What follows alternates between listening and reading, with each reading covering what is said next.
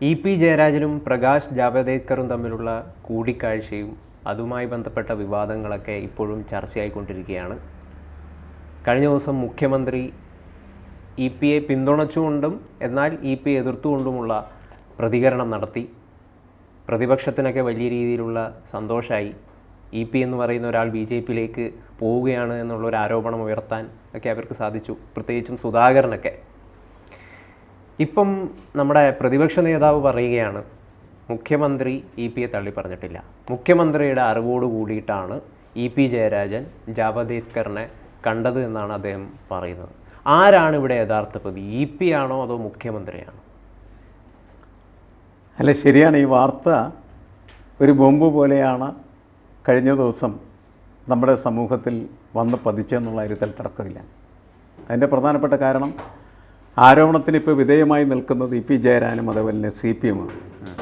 CPM ഈ തെരഞ്ഞെടുപ്പ് കാലത്ത് മുഴുവനും ഉയർത്തിയിരുന്ന ഒരു മുദ്രാവാക്യം എന്നത് ഇന്നത്തെ കോൺഗ്രസ് നാളത്തെ BJP എന്നാണ്. എന്നാൽ കോൺഗ്രസിൻ്റെ കയ്യിൽ വടി കൊടുക്കാനായിട്ടാണ് പി ജയരാജൻ്റെ ഈ നടപടിക്രമവും അതേപോലെ തന്നെ തെരഞ്ഞെടുപ്പിൻ്റെ അന്ന് തന്നെയാണ് അദ്ദേഹം പറഞ്ഞത് ശരിയാണ്, ഞാൻ പ്രകാശ് ജാവദേക്കറെ കണ്ടു എന്ന് അദ്ദേഹം സമ്മതിക്കുകയും ചെയ്ത്. ആ സമ്മതം എന്ന് പറയുന്നത് എന്തുകൊണ്ട് ഇലക്ഷൻ്റെ അന്ന് തന്നെ അദ്ദേഹം നടത്തി എന്നൊക്കെ ഉള്ളത് വലിയ ചോദ്യമായിട്ട് വേറെ നിൽക്കുന്നുണ്ട്. അതെ. പക്ഷേ ഇവിടെ നമുക്ക് ശ്രദ്ധിക്കേണ്ട ഒരു കാര്യം എന്ന് വെച്ചാൽ CPM-ൽ നിന്നും ആളുകൾ BJPയിലേക്ക് പോകും, അല്ലെങ്കിൽ ഇന്നത്തെ CPM നാളത്തെ BJP ആവും എന്ന് കോൺഗ്രസിനെ കൊണ്ട് പറയിപ്പിക്കാൻ ഉള്ള ഒരവസരം ഇതുവഴി സൃഷ്ടിക്കപ്പെട്ടിരിക്കുന്നു എന്നുള്ളതാണ്. എനിക്ക് തോന്നുന്നത് രാഷ്ട്രീയ നേതാക്കൾ എല്ലാ പാർട്ടികളുടെയും പരസ്പരം അങ്ങോട്ടും കാണാറുണ്ട്. അവർ തമ്മിൽ പലതരത്തിലുള്ള ബിസിനസ്സുകൾ, സൗഹൃദങ്ങൾ, അതേപോലെ തന്നെ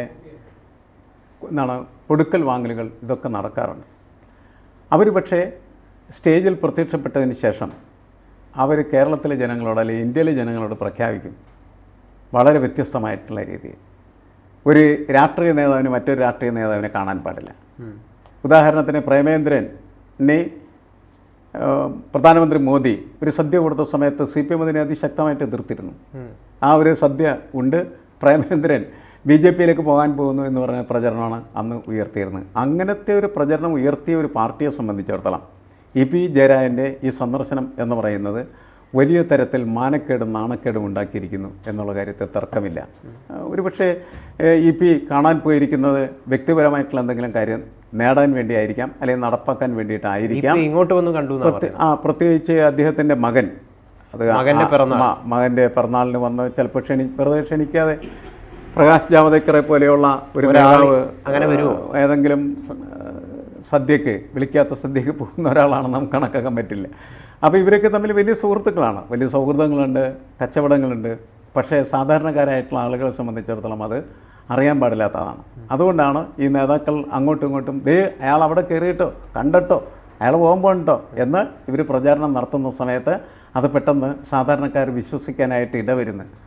പക്ഷേ യഥാർത്ഥത്തിൽ സംഭവിക്കുന്നത് ഇവരൊക്കെ ആയിട്ട് നിരന്തരം ഇത്തരം ഇടപെടലുകളുണ്ട്. ഈ സംഭവം നഷ്ടമുണ്ടാക്കിയത് ആർക്കാണ്? അത് CPM-നാണ്. കാരണം CPM ഇതുവരെ നടത്തിക്കൊണ്ടിരുന്നതായിട്ടുള്ള പ്രവർത്തനങ്ങൾക്കോ പ്രചരണങ്ങൾക്കോ വലിയ തരത്തിൽ മങ്ങലേൽക്കാനായിട്ട് ഇത് സഹായകരമാണ്. കാരണം പ്രേമേന്ദ്രനെതിരായിട്ട് അവരത്ര ശക്തമായിട്ടുള്ള പ്രചരണമാണ് അഴിച്ചുവിട്ട്.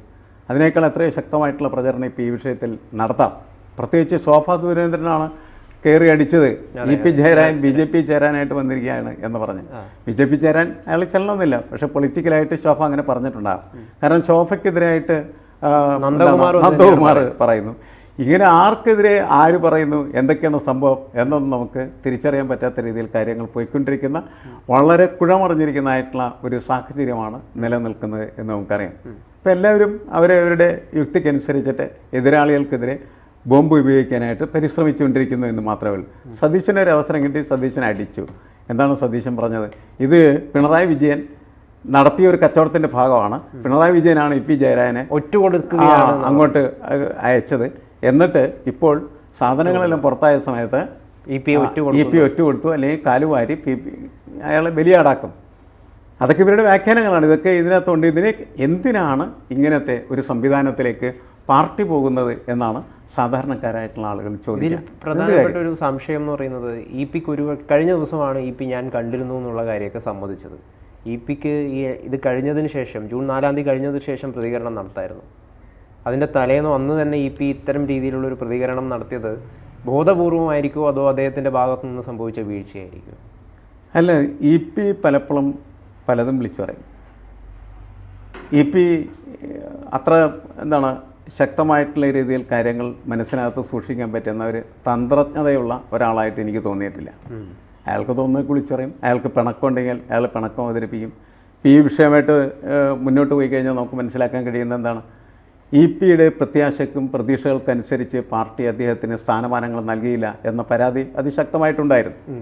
പ്രത്യേകിച്ച് പുതിയ പാർട്ടിയുടെ സെക്രട്ടറിയെ തിരഞ്ഞെടുക്കുന്ന സമയത്ത് ഇ പി ജയരാജൻ വിശ്വസിച്ചിരുന്നത് അദ്ദേഹമാണ് പാർട്ടിയുടെ കേരളത്തിലെ CPM-ൻ്റെ സെക്രട്ടറി, ഗോവിന്ദന് പകരം ജയരാജനായിരിക്കും എന്ന് ജയരാജൻ കരുതിയിരുന്നു.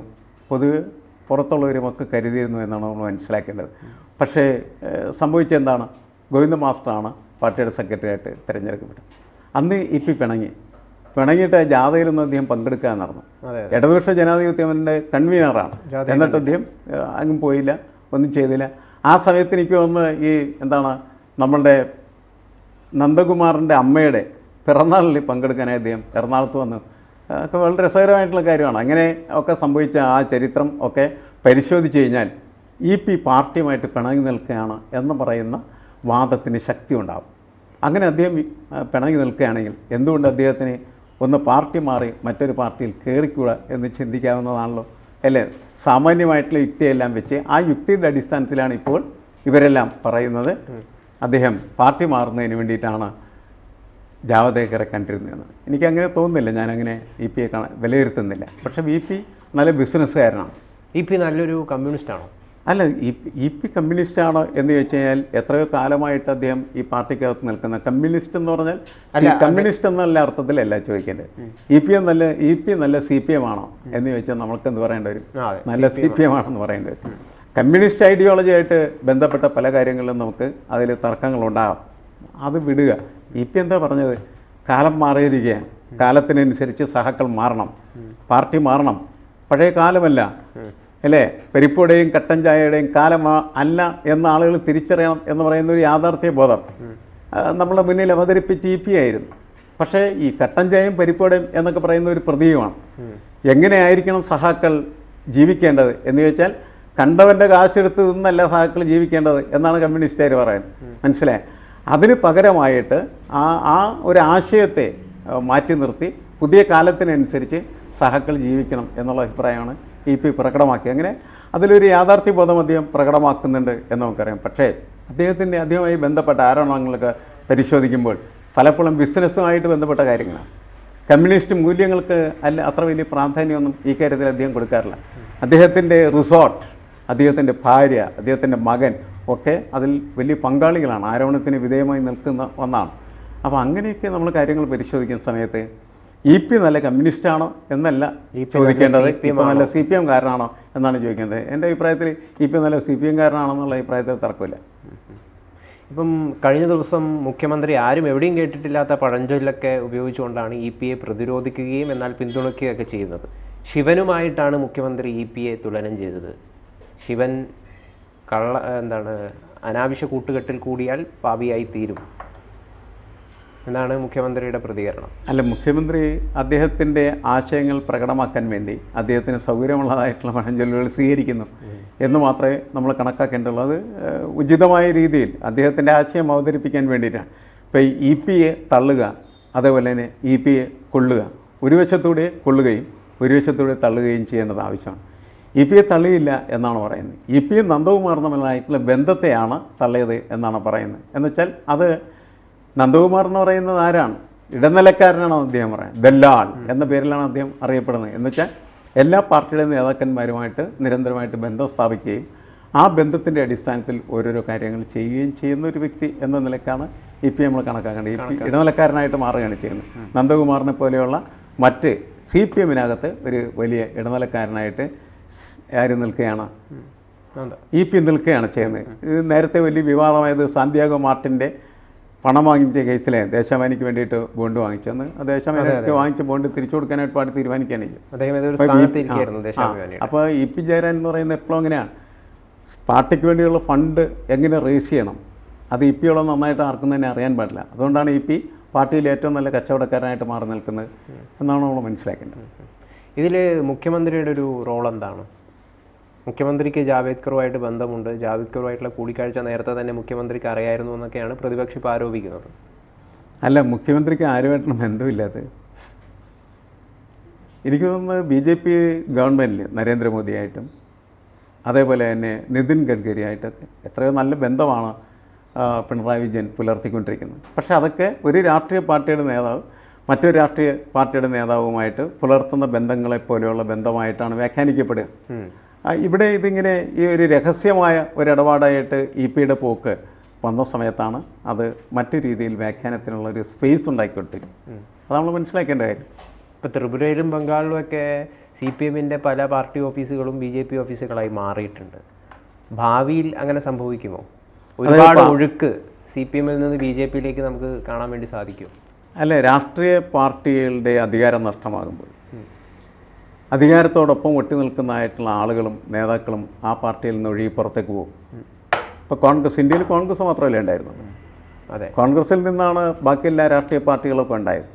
പിന്നീട് കോൺഗ്രസ് തന്നെ ജീർണിച്ചില്ലാതായി. BJP തന്നെ ഓരോ ദിവസവും കോൺഗ്രസിൽ നിന്ന് ആളുകളിങ്ങനെ പറക്കിക്കൂട്ടിക്കൊണ്ടിരിക്കുകയാണ് ചെയ്യുന്നത്. BJP വെച്ചിരിക്കുന്ന കൊട്ടയിലേക്ക് ഇങ്ങനെ കോൺഗ്രസിൻ്റെ നേതാക്കൾ വന്ന് വീണുകൊണ്ടിരിക്കുകയാണ് ചെയ്യുന്നത്. ബംഗാളിലും ത്രിപുരയിലും വീഴാനുണ്ടായിരുന്ന കോൺഗ്രസിനേക്കാൾ കൂടുതലായിട്ട് CPMകാരായിരുന്നു. കാരണം അവർ അധികാരത്തിലിരുന്നത് CPM ആയിരുന്നു. ആ അധികാരം നഷ്ടപ്പെട്ട സമയത്ത് അവരൊഴുകി അങ്ങോട്ട് പോയി. കേരളത്തിൽ അധികാരം നഷ്ടപ്പെട്ട് കഴിഞ്ഞാൽ ഒരുപാട് പേര് ഒഴുകി പോകും. ഒന്നിലേക്ക് കോൺഗ്രസിലേക്ക് പോകും, അല്ലെങ്കിൽ BJPയിലേക്ക് പോകും. കാരണം എന്ന് വെച്ചാൽ ഈ രാഷ്ട്രീയ പാർട്ടിക്കകത്ത് നിൽക്കുന്ന വ്യക്തികളുടെ രാഷ്ട്രീയം എന്ന് പറയുന്നത് പ്രത്യയശാസ്ത്ര നിലപാടിനനുസൃതമായിട്ട് അല്ലാത്തതായി മാറുമ്പോഴാണ് ഒഴുക്കുകൾ ഉണ്ടാകുകയും ആ ഒഴുക്കിൽ ഒരുപാട് പേർ പൊങ്ങുതടികളെ പോലെ ഒഴുകി പോവുകയും ചെയ്യും. അങ്ങനെ ഒഴുകിപ്പോക്ക് പ്രതീക്ഷിക്കാം. അധികാരം നഷ്ടപ്പെട്ടാൽ അതുണ്ടാകും. അല്ലെങ്കിൽ ഇതിങ്ങനെ തുടരും. അധികാരമുള്ളിടത്തേക്കാണ് ആളുകൾ, അത് നമ്മൾ താഴെ നിലത്തെ നീരോടു എന്ന് പറയുന്നത് പോലെ, അല്ലെങ്കിൽ ഈ ഗ്രാവിറ്റേഷൻ ഫോഴ്സ് അനുസരിച്ച് മുകളിൽ നിന്ന് ആപ്പിൾ താഴേക്കാണ് പൊട്ടി വീഴുന്നത്, താഴെ നിന്ന് മുകളിലേക്കല്ല പോകുന്നത്. അപ്പോൾ ഈ അധികാരം എവിടെയാണോ അവിടേക്ക് ആളുകൾ ഇങ്ങനെ ഒഴുകിക്കൊണ്ടിരിക്കും. ആർക്കും നൽകാൻ പറ്റും. താങ്കളിപ്പോൾ ഇപ്പോഴും പറയുന്നത് BJPയുമായിട്ട് ചേരാനായിട്ടുള്ളൊരു സംസാരമായിരിക്കില്ല ജാവേദ്കറുമായിട്ട്? ഞാൻ കാണുന്നില്ല. അത് ഞാൻ കാണുന്നത് അത് ഏതെങ്കിലും കച്ചവടമായിരിക്കും എന്നാണുള്ളതാണ്.